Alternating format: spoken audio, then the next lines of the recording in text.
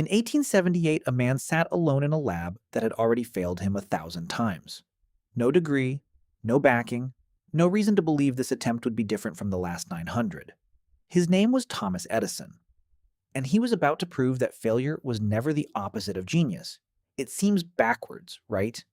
We're taught that success comes from being the smartest person in the room, the one who got it right the first time. But look closely at the people history actually remembers, and a different pattern starts to show up. Edison didn't invent the light bulb in one flash of brilliance. He tried thousands of filament designs: bamboo, platinum, cotton thread coated in carbon. Most of them burned out in seconds. When a reporter asked him how it felt to fail so many times, Edison didn't flinch. He said he hadn't failed. He just found thousands of ways that didn't work. That's not a nice quote for a motivational poster. That's how he actually thought. And he's not the only one. Long before she became the only person to win Nobel Prizes in two different sciences, Marie Curie was rejected from the University of Krakow for one simple reason. She was a woman. No exceptions, no appeals.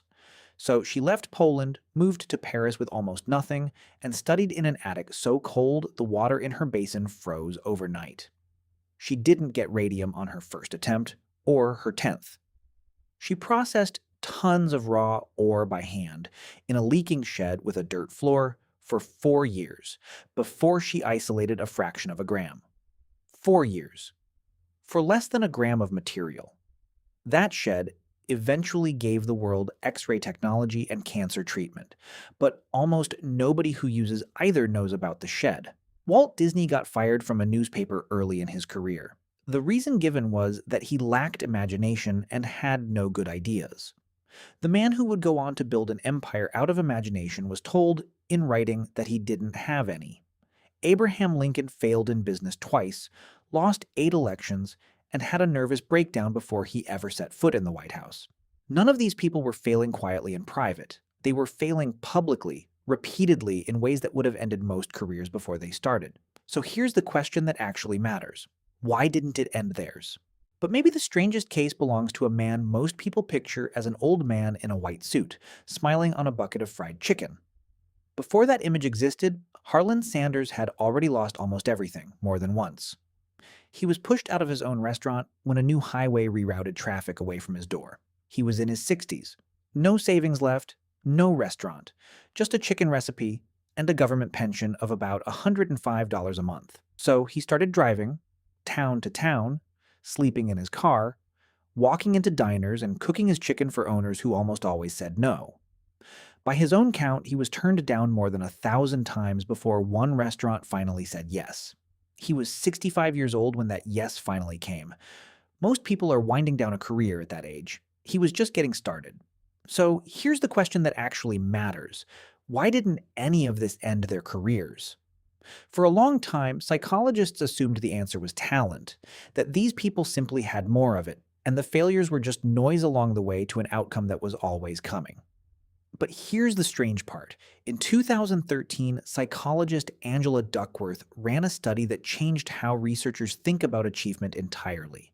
She wasn't measuring IQ. She was measuring something she called grit. The tendency to keep showing up for the same goal year after year through repeated failure without switching tracks. Duckworth tested this across West Point cadets, spelling bee competitors and rookie teachers. In every single group, grit predicted who stayed and who succeeded better than talent did, better than test scores, better than natural ability. The people who lasted weren't the ones who failed less. They were the ones who treated failing as information, not verdict. That distinction sounds small. It isn't. Researchers later found that grit alone wasn't quite the full picture either. What mattered even more was how a person explained their failure to themselves. In the seconds right after it happened, some explanations were global. I'm bad at this. I'm not the kind of person who succeeds. Other explanations were specific. That approach didn't work. That filament burned out. That restaurant said no. Global explanations tend to end careers. Specific ones tend to extend them because a global failure feels like a life sentence, and a specific failure just feels like one more thing to fix. There's a name for this difference in how people interpret failure. Psychologist Carol Dweck spent decades studying it and called it mindset. Some people believe ability is fixed. You either have it or you don't. For them, failure is a diagnosis. It tells you what you are. Other people believe ability is built. For them, failure is a data point. It tells you what to try next. Same failure. Two completely different meanings. Edison had the second kind of mind. So did Curie. So did a 65-year-old man with a chicken recipe and nothing left to lose. Most of us were raised with the first kind. Somewhere along the way, a bad grade, a rejection, a project that fell apart, got filed away as proof of what we're capable of, instead of proof of one attempt that didn't work. And once that belief sets in, most people stop before the 10th failure, before the 100th, long before the 1,001st door gets knocked on, which means the real difference between the people history remembers and everyone else was never how many times they failed. It was whether they let the failure finish the sentence for them. Think about that for a second. The invention you're reading this on, the treatment that might one day save someone you love, the empire built on imagination, the meal sitting in a bucket on tables around the world, all of it exists because someone kept treating failure as information long after everyone else would have stopped. So go back to that lab in 1878. Edison is alone, surrounded by 900 failed attempts, in the dark, about to try attempt 901.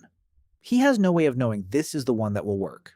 No one ever does. That's the part we leave out when we tell the story afterward because we already know how it ends. He didn't.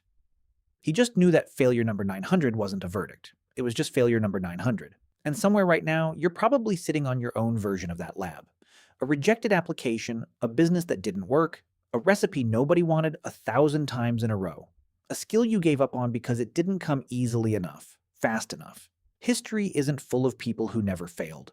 It's full of people who failed in full view of everyone and kept counting anyway.